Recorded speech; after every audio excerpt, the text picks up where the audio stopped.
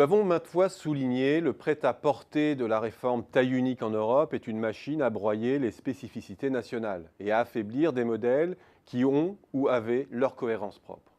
L'Europe est un agglomérat de pays dont les spécificités résistent d'ailleurs à l'acharnement thérapeutique dont ils font l'objet. Les cultures comportementales sont plus fortes que les lois ou les décrets, accouchés au forceps, sans adhésion véritable des populations. Et le danger des représentations uniformes est de créer une véritable défiance interne et externe à l'égard de modèles que l'on condamne d'emblée pour leur déviance à l'ordre commun.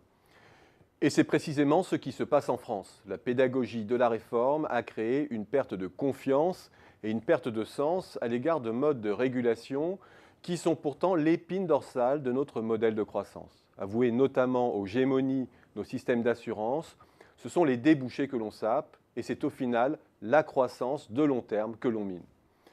Bref, à force de ne pas assumer notre système, on oublie de travailler sa cohérence. Or, la cohérence interne d'un mode de régulation est probablement la chose la plus décisive pour en assurer le succès. À partir de ce constat, quelles menaces d'incohérence devrait-on travailler dans le cas français ?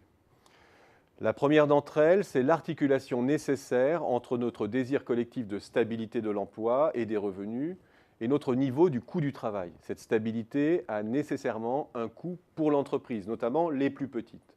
Pour que la stabilité ne soit pas pénalisante en termes de compétitivité et de profitabilité, les salariés français devraient accepter une certaine modération en niveau de leur salaire, de sorte que les entreprises puissent provisionner le risque qu'elles acceptent de porter et d'assurer. C'est sur ce point que le compromis implicite français doit être questionné plus que sur sa viabilité intrinsèque. Et c'est sur ce point aussi que doit être questionnée la réforme des 35 heures. Rien ne sert de la diaboliser comme la marque de la préférence française pour le loisir. Rien ne sert de pinailler à l'infini pour savoir qui de la baisse des charges ou de la baisse de la durée est à l'origine du rebond de l'emploi observé sur la période, alors même que les deux réformes sont inextricables. Non, la vraie question, c'est de se demander si la réforme n'a pas produit des effets pervers sur les coûts du travail dans la durée. La baisse des charges a certes neutralisé la dérive des coûts unitaires, qu'aurait produit mécaniquement la réforme, mais à un moment où l'Allemagne était à l'offensive et réglait le curseur en deçà du niveau français. Là est probablement le cœur du problème. La France n'a pas su gérer dans le temps son écart de coût du travail avec son principal concurrent, minant de la sorte ce qui devrait être le corollaire de sa stabilité. Le second risque d'incohérence provient de l'articulation nécessaire entre productivité et croissance des salaires pour une économie qui a la consommation pour socle.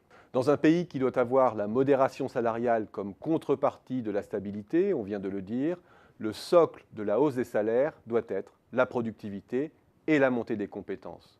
Or, la baisse des charges sur les bas salaires est-elle la meilleure voie pour cela ? Pas certain lorsque l'on observe la dynamique des salaires qui, sur le moyen terme, finit par absorber l'impact des baisses de charges et donne un signal de hausse à l'ensemble des secteurs, même ceux qui bénéficient le moins de la mesure. Pas certain lorsque l'on scrute la récente évaluation du CICE, qui signale que la mesure a été défavorable à l'emploi des cadres et totalement neutre sur la R&D. Pas certain, enfin, lorsque la philosophie même de ce type de dispositif est de faire subventionner le secteur abrité par le secteur exposé au détriment de la productivité. Les pays qui ont obtenu durablement une modération des coûts l'ont fait sur la base de négociations centralisées ou par branche portant directement sur le salaire. Et c'est probablement sur ce point que la méthode française pêche.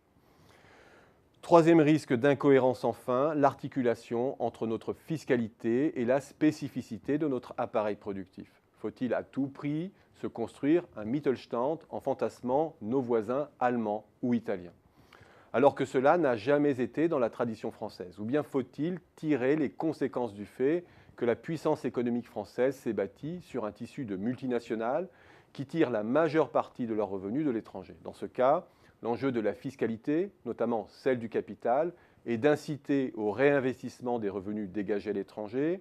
Elle est aussi de favoriser l'attractivité du territoire, de consolider l'implantation des sièges sociaux et de faire vivre un élan entrepreneurial qui régénère le tissu hexagonal. Autant d'enjeux clés que le prêt-à-penser de la réforme finit par nous faire perdre de vue.